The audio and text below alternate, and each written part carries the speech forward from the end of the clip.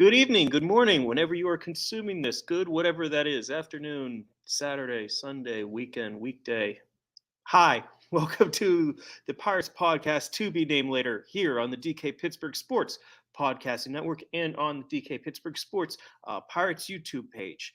My name is Alex Stone. If you know me, and everyone should know you if they've listened to the show. Allow me to reintroduce myself. My name is Yeah. Jared Prugar. I cover the Altoona Curve for the Altoona Mirror, and I used to be a proud writer for the site. I heard that Eddie wasn't going to be on this week's show, so I decided to show my beard. They needed a bearded fellow to talk baseball, and Alex literally drove to Altoona, kidnapped me, and now we are upstairs somewhere at some random place. So Yeah. howdy. It's a little more pronounced, the beard. Yeah, it's I mean, nice. you've had it pretty much ever since I've known you, but you're getting a little more mountain manny. Yeah, and I'm trying to emulate Matt Echelman, knuckleballer for the Altoona Curve, but I'm very superstitious, so I get my haircut one time before baseball season starts. Right now we're in the middle of a playoff run. We're playing for the district championship, and we're already in the state playoffs. So I'm a little nervous because I have high school graduation. I'm not personally graduating. I as a high school teacher, I am working it, so I got to look presentable. So I'm a little nervous about that, but at the same time, I'm ready for it to go. It's a lot. I know you get your hair long every year. I have my beard long because I'm thinning up top. But at the same time, I'm very excited for it to go and not be feeding three different people whenever. I think there's a bird that actually lives in here. It's not quite an Eddie beard. No, I don't have that patience, and my wife would murder me. There we go. So I made the trip out to Altoona. Figured this is the perfect opportunity just to talk some Altoona Curve baseball because Pirates still haven't won a series in May. So let's see how long we can keep pushing that off of having to really dive into the major league team because it's not going great right now. But the Curve, couple really interesting players. Justice De Los Santos and I went into depth about Henry Davis last week. I'm gonna have an article about that, on the site. Check that out sooner rather than later. Don't know what day yet. So we're gonna look past him, and I want to focus on someone who's just been absolutely crushing the ball lately to bat leadoff. The leadoff hitter, Over Piguero, who I don't know if he had a hit tonight. He did. He did have a hit. He did have a hit. Okay. He barreled up a couple balls, like beautiful. He should have had two or three, on the night. Like he's crushing the baseball right now. Right, and so he didn't start the year off very well. And you can read. I have a feature coming out on Piguero and this in the Altoona Mirror tomorrow. But he didn't start the year off very well. But he was hitting the ball hard. It was a lot of atom balls. So it was right at people, and they were making plays. And when that happens, you kind of get a little defeated, right? You're just when are you due? But what I was impressed with is his walk rate and his strikeout rate, which are both much improved from last year, and it's something that he struggled with when he came back from Pittsburgh. Or when he got called up to the Pirates, but he's becoming it's a different Piguero in a good way. Last year he was the joking guy. He was kind of like the yin to Nick Gonzalez's yang. Well, now he has to be the guy. He's the experienced guy. Himself, Brad Case, I think on a pitching staff, and you got Drew Maggi or guys that have been there, done that. But as far as position players with him and Maggi, they've been to the majors. They know what it's like. And that's important for guys like Henry Davis to know what it's like to be there because eventually he's going to be there. Let's be real. I don't know if that's going to be tomorrow, Sunday, whenever. Sometime in June, probably. Yeah, sometime relatively soon he'll be in Pittsburgh. And I don't think it's just to get a sandwich. I think it's going to be for the real deal. But Piguero is seeing the ball well. He's hitting the ball hard. He's not missing very many barrels, but he's bringing an added element to the speed game. And his defense is improving too, which I think is a big, big factor for him. Yeah.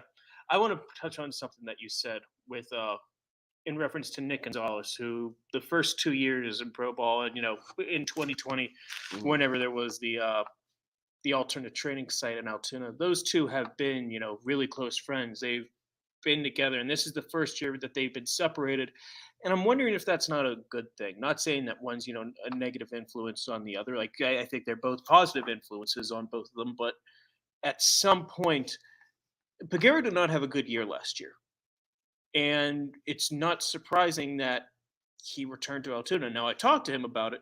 It was just, it was just fire for him. His, Hmm. motivation, like get him ready. Like, you don't think I'm ready for Indianapolis? Okay, I'll show you.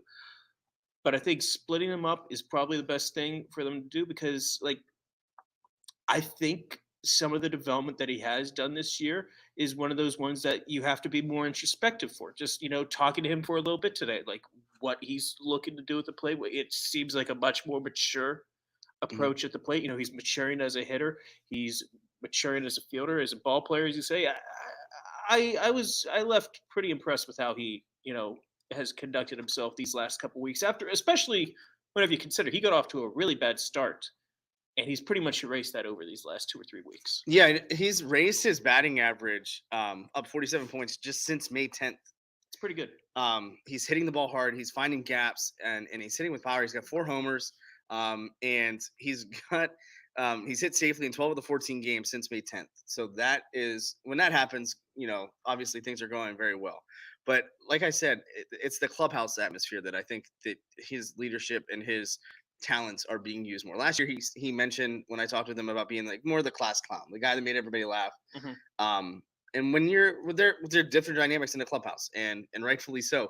But for him, coming in here, he's a much more mature guy, and much more mature, and I think that's huge, and it's exactly what the Curve need, because they are still relatively young as far as experience goes at this level, but at the same time, they're guys that need to get to the majors and that will get to the majors, both on the staff and out in the field.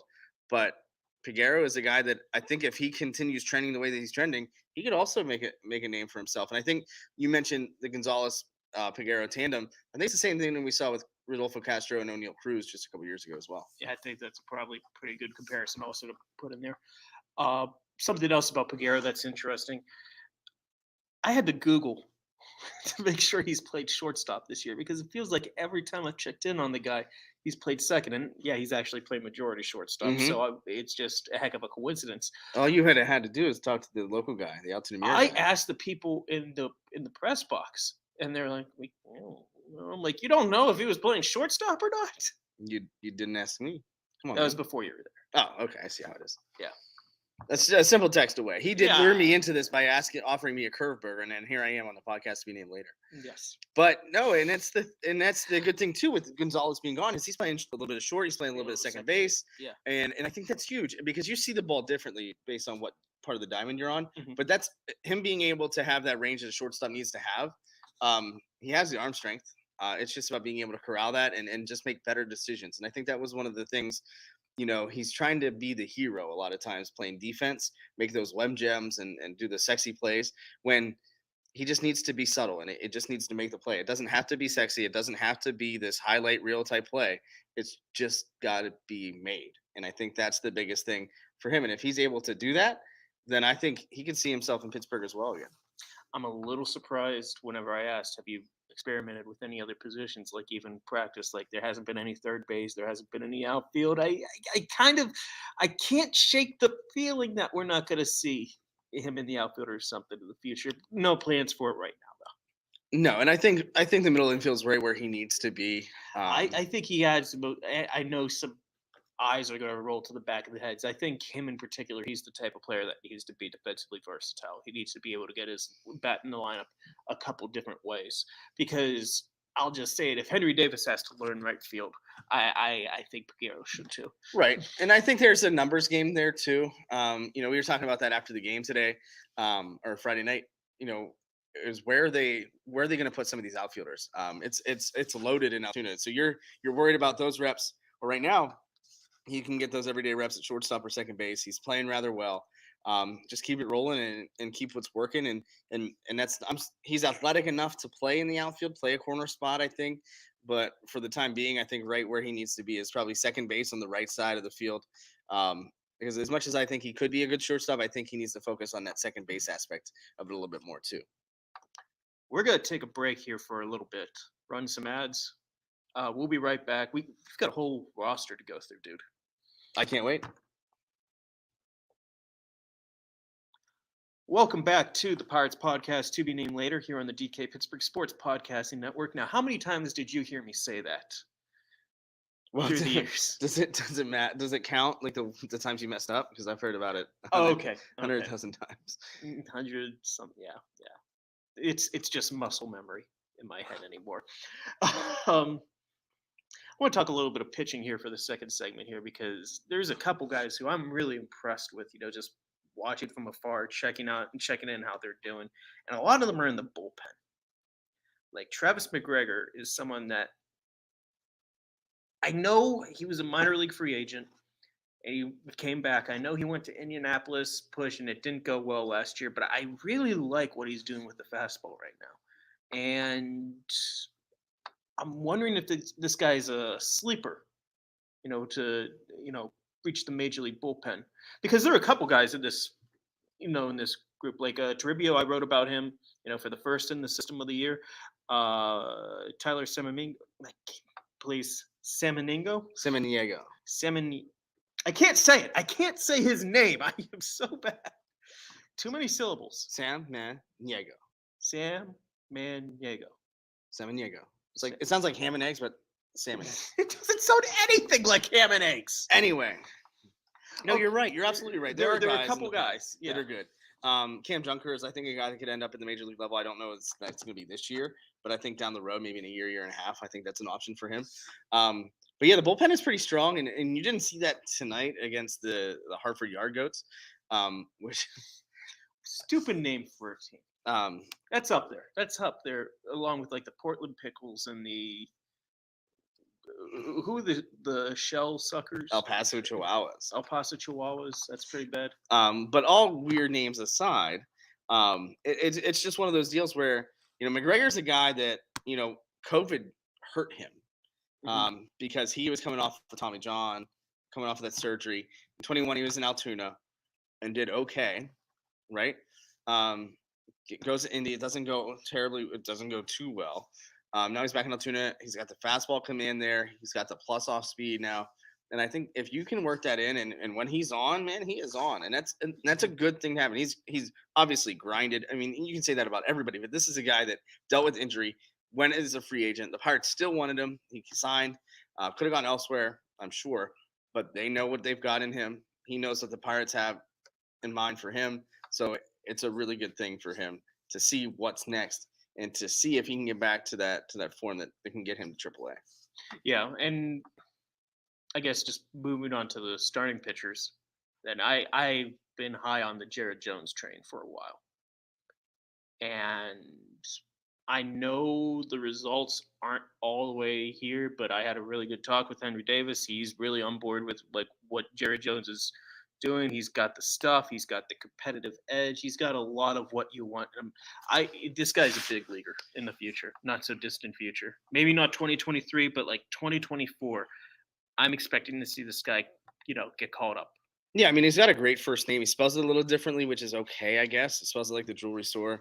But no, and his stuff plays, and that's what's so hard about looking at records and looking at stats, because I don't think they're a great indicator early in the season. We're still in late May, so we've had April, we've had May. So for a starter, the sample size is gradually getting bigger, but at the same time, it doesn't tell the whole story. But his stuff is going to play, and I think he's going to be a guy that could end up eventually being a starter in the big leagues, if not a top end reliever. Yeah, and I mean the obvious. You want that to be a starter. And it comes down to the breaking stuff for me, really, with him. Whenever you look at the slider, you look at the curveball. It's like, are you a 3-pitch guy? Are you a 4-pitch guy? Are you a 2-pitch guy? And you're going to go into the bullpen. Like, there's a lot of stuff like that. I think he has the breaking stuff to stay in the rotation. I mean, the fastball is upper 90s. That'll play. That'll play out of the bullpen if it comes down to it. But it's how do you use the rest of your stuff. I think he's learning it better. Henry Davis, like I said, read the story in a little bit. Was very complimentary about how he has grown as a pitcher. I think there's kind of low-key a lot riding on a guy like him because I look at a Priester, Luis Ortiz, and a Mike Burrows. Burrows is on the IL. He's not going to come back until probably late next year. As like, okay, here comes the starting pitching depth that you have, but I don't see a whole lot of high upside guys, outside of that. I think Jared Jones is one of those guys, or the high upside guys are like in Greensboro, I Mhm. guess I should say. Like we're talking the Bubba Chandlers and the Anthony Salabetos at that point. So it's you need another big arm in there, and I think he has one of the biggest arms in this system. Yeah, and he's a guy that I think is going to fly under the radar too. Everybody's going to talk about Priest. Everybody's talking about Burrows, up until he got hurt, and everybody's eyes are going to be on Chandler. But it's a guy that's going to, I think, fly under the radar, which is exactly what I think is necessary. Is that guy to just like burst on the radar, like Mike Burrows did. Like we up until COVID, we had him on our podcast, right? Yes, we did. When he was kind of not necessarily a lesser known name. Now, Burrows was a top guy up until he got hurt, and it's unfortunate. And we wish him well, but it's just one of those deals where now Jared Jones he's going to benefit from that. I think in the long run. But if he's able to maximize that potential and get to, I would expect him to get to Indy probably late June, early July if things are happening the way that they are now. And that's going to speak volumes to the type of skill and type of talent that he has. But it is fun to watch him every week in Altoona. Who are we not paying enough attention to, Jared? Who is this guy that I'm just you get to see this team, basically every day. Who am I? I think it's sleeping two on? guys right now. I think Sean Sullivan is a guy, and he's now getting that second start in the series. So Yeah. I think that is huge. But at the same time, I like Kyle Nicholas. I don't think that he's going to be a major league starter, but I think he's going to be a major league reliever. He hasn't quite stretched it out yet. I mean, he's getting to 6 innings, but he's a guy that's kind of dialed it back in now that he's only getting one start a week, which I think is huge for him and his development. Yeah. Nicholas is someone that Kel Johnson, the pitching coach, told me really likes how he's improved. Moving his body. I kind of really like Sullivan. I probably should have talked to him while I was up here. Like, there's just I don't know. I kind of really like what he brings, to the table. It's not the biggest stuff. It's not he's not going to be a top 100 prospect, but I don't know the overall body of work. I can dig it. No, absolutely, and I think that's huge. And I think we go back to the Greg Maddux, right? Greg Maddux is all about command. If you can locate, you're going to have a lot of success. And for Sullivan, I think that is huge because you're right. He doesn't have necessarily blow it by you stuff. He's not going to ramp it up, but he is going to do just enough to get it past you. And he has that type of capability. So I think that is huge for him. But having that command, having that ability to control the strike zone is a huge, huge plus for him down the road. We're going to take one more break. Whenever we come back, we got a little more show.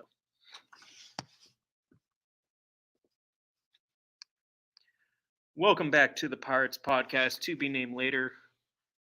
Jared, since we last did this, refresh my memory. We did this right before the minor league season, right? Yes, if not right after the start of it. Okay. It feels like it was just yesterday, but it's been a little bit. It's been a little bit. We had the dizzying highs of the Pirates being 20-8. They're on a pretty crummy run right now. The curse of the Magi. Yeah. Depending on how this game Friday goes, we're recording on Friday night. We don't know how it goes. Pirates could technically be 500. If not, they're barely keeping their heads above it right now. I need a revised prediction from you. What is this team going to finish on the end of the year? No, knowing what we know now, about a third of the way through the year. I would like to say 85 and 77. I think that's going to do. That might be a playoff team.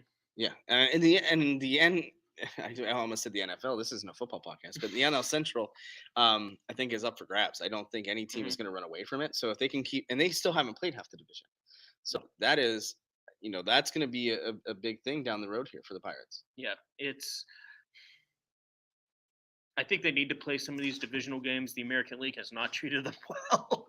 It's been rough of late, but I still see them as 70 something, even with the benefit of knowing everything that we know now. I wouldn't be shocked if they do get hot again, and because we know this team, whenever it clicks, it is one of the best teams in baseball. It has that in it. Yeah, and maybe they could unlock that again for another 20, 30 game stretch. We'll see.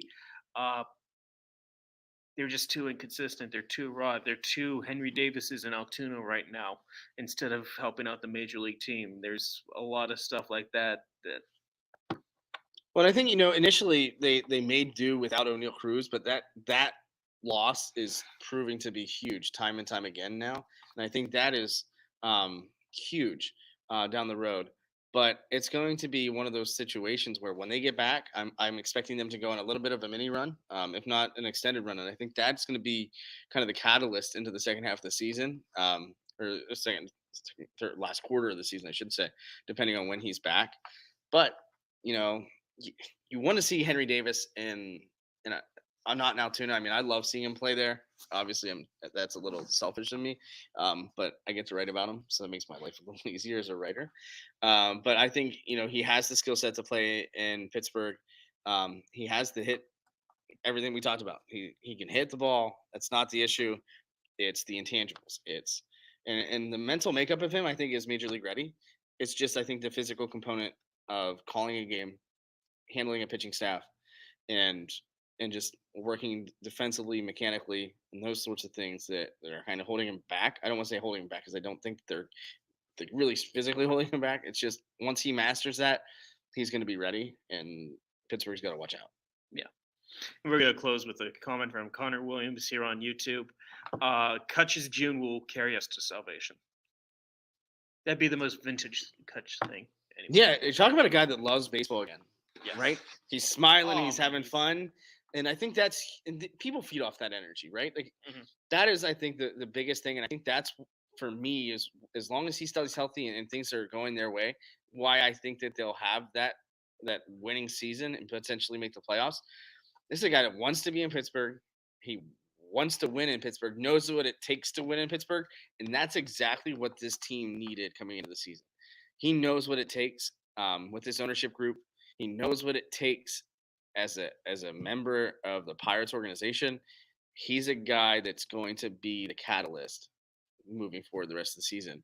Him, Cruz, Hayes, and I think Reynolds are going to be key cogs. And then, the hope is obviously Davis here in the next month or so. We're going to end on that note of Kutch's June resurgence. Thank you, Jared Prugar, for coming back on the show. You're going to be, popping up again. Always, man. Yeah. I'm always available for the podcast to be named later. Yeah. Well, and if you would like to hear more podcasts to be named later, Eddie's going to be on.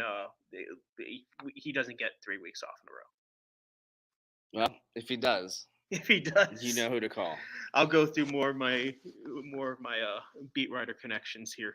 So, Jared Prugar, read his stuff in the Altoona Mirror. Thank you all so much for watching and listening. We'll talk again next week.